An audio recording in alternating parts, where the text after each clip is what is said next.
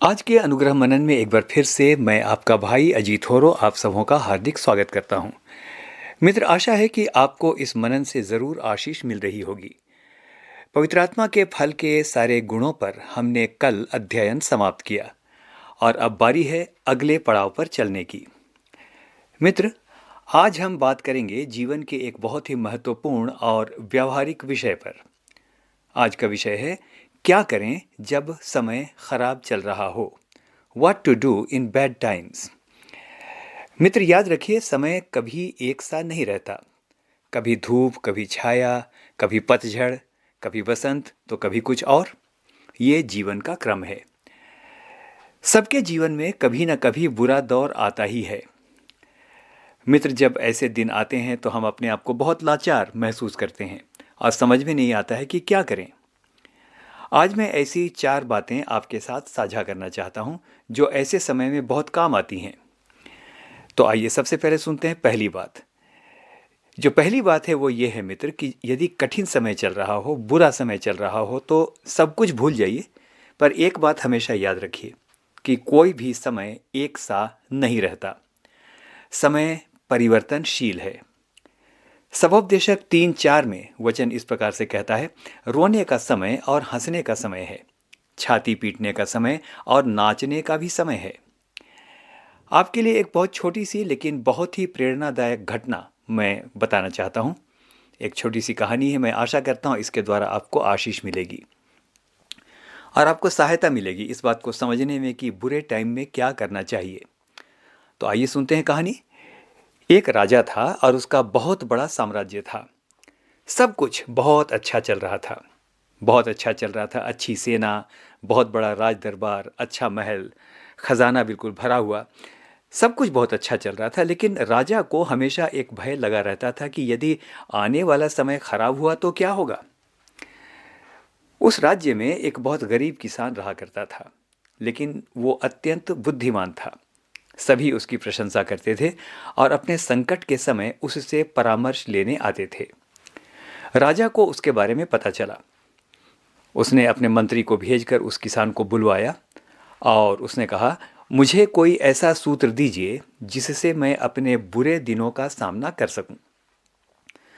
तो किसान ने कहा, राजन, मैं ऐसा सूत्र आपको दूंगा जिससे आप बुरे दिनों का ही नहीं लेकिन अच्छे दिनों का भी सामना कर सकेंगे।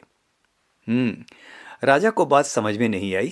खैर, उस किसान ने कागज के एक छोटे टुकड़े पर कुछ लिखा और उसे छोटी सी डिबिया में बंद कर दिया और उसे राजा को देते हुए कहा, राजन, इस डिबिया को हमेशा अपने पास रखिएगा और तभी खोलिएगा जब कोई बहुत बड़ा संकट आए। छोटी मोटी विपत्ति में नहीं, कोई बहुत बड़ी विपत्ति आए तब इसे खोलिएगा और पढ़िएगा कि मैंने क्या लिखा है। तो मित्रों, राजा ने उस डिबिया को अपने पास रख लिया और क्या था, थोड़े ही दिनों में, बहुत दिन नहीं हुए थे कि बुरा दौर शुरू हो गया। हुआ ये कि उस राजा के पड़ोसी राजा ने उस पर आक्रमण कर दिया। राजा की हार हुई और उसे अपना राज्य छोड़कर भागना पड़ा। वह एक घने जंगल में अपनी सेना के कुछ लोगों के साथ छिप गया। वहीं के कंद मूल से गुजारा चलने लगा। दिन बहुत खराब चल रहे थे। एक दिन राजा को याद आया कि उसके पास एक डिबिया है जिसमें विपत्ति के दिनों में या खराब समय का सामना करने का कोई सूत्र लिखा गया है। फिर क्या था, उसने अपने सेनापतियों को और जो सेना के कुछ लोग बचे थे सबको बुलाया और झटपट वह डिबिया खोली और उस कागज को निकाला। उत्सुकता से सभी देख रहे थे कि आखिर उसमें ऐसा क्या लिखा है। राजा उसे बड़ी उत्सुकता से पढ़ने लगा। उस पर्ची पर लिखा हुआ था, ये दिन भी नहीं रहेंगे, ये दिन भी नहीं रहेंगे। जी हाँ मित्र, बात बड़ी सामान्य थी, लेकिन राजा का मन इससे पढ़कर नए उत्साह से भर गया। उसके मन में एक उम्मीद जगी, एक नई आशा से उसका मन भर गया। उसने सोचा, कितनी सच्ची बात है, ये दिन भी नहीं रहेंगे। मित्र, उसने नई आशा के साथ अपने जीवन को जीना शुरू किया। उसने धीरे धीरे अपनी सेना संगठित की और अपने पड़ोसी राजा पर एक दिन हमला कर दिया। वह विजयी हुआ और उसे अपना राज्य मिल गया। अब फिर से अच्छे दिन शुरू हो गए।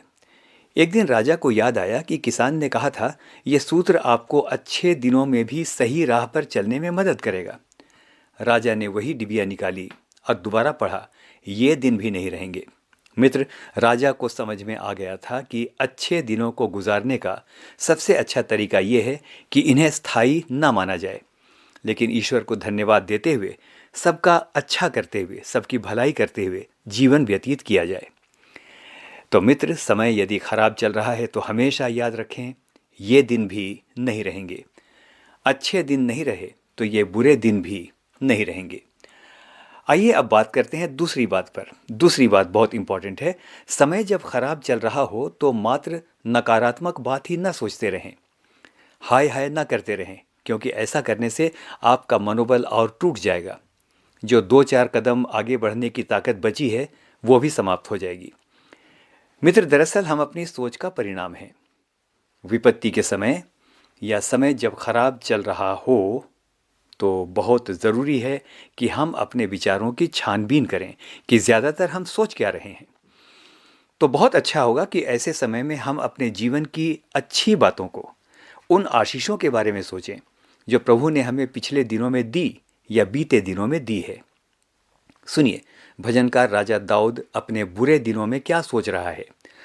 अपने बुरे दिनों में वो कहता है, भजन संहिता 139, 17-18, वहाँ वो कल्पना कर रहा है, याद कर रहा है, और उसने लिखा, मेरे लिए तो हे ईश्वर तेरे विचार क्या ही बहुमूल्य हैं और उनकी संख्याओं का जोड़ कैसा बड़ा है। यदि मैं उनको गिनता तो वे बालू के किनकों से भी अधिक ठहरते। मित्र, यहाँ राजा दाऊद अपने जीवन की उन सारी आशीषों को याद कर रहा है जो उसे प्राप्त हुई है। आइए, समय जब खराब हो तो अपने अच्छे समय को, अच्छी आशीषों को, अच्छे संबंधों को याद करें और हम पाएंगे कि हमारी बुरे समय से लड़ने की शक्ति बढ़ गई है। अंतिम बात मित्र, समय जब बुरा चल रहा हो तो बहुत ज़रूरी है कि हम अपने जीवन का मूल्यांकन करें और ये पता लगाएं कि कहीं जाने अनजाने में हमसे कोई भूल तो नहीं हो गई है। शायद हम प्रार्थना करते करते थक चुके हैं लेकिन दिन नहीं सुधरते। सुनिए, नीति वचन में क्या लिखा है। नीति वचन 28 उसके 13 में लिखा है, जो अपने अपराध छिपा रखता उसका कार्य सफल नहीं होता है, लेकिन जो उसे मान लेता और छोड़ भी देता है उस पर दया की जाएगी। तो मित्र, बुरा समय कई बार हमारे लिए वरदान भी है। बुरा समय हमें अवसर देता है कि प्रभु के सामने अपनी गलतियों को मान लें, मनुष्यों के साथ नम्रता के साथ चलें, उनके साथ संबंधों को सुधारें और अपने जीवन को एक बार फिर से सही मार्ग पर लाने का प्रयास करें यदि हम भटक गए हैं। और सबसे मुख्य बात अंत में कहूँगा, विलाप गीत 3 उसके 31-32 में जो लिखा है, इसे ज़ोर से पढ़ें, अपनी बाइबल में इसको नोट कर लें, वचन में इसको नोट कर लें और इसको ज़ोर से पढ़ें और इस पर हमेशा विश्वास करें। बुरे समय में इस पद को हमेशा पढ़ें। क्या लिखा है, मैं पढ़ता हूँ, विलाप गीत 3, 31-32।